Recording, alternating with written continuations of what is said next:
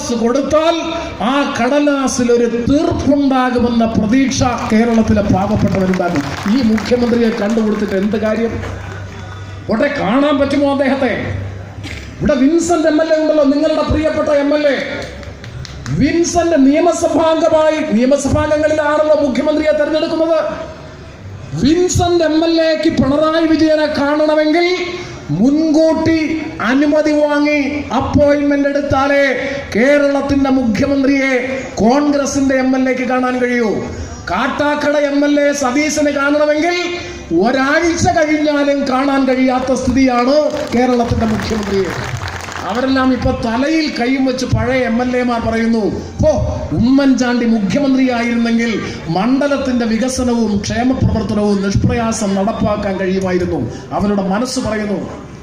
ഈ വ്യത്യാസം ഇന്ന് കേരളം നല്ലതുപോലെ മനസ്സിലാക്കുന്നില്ലേ?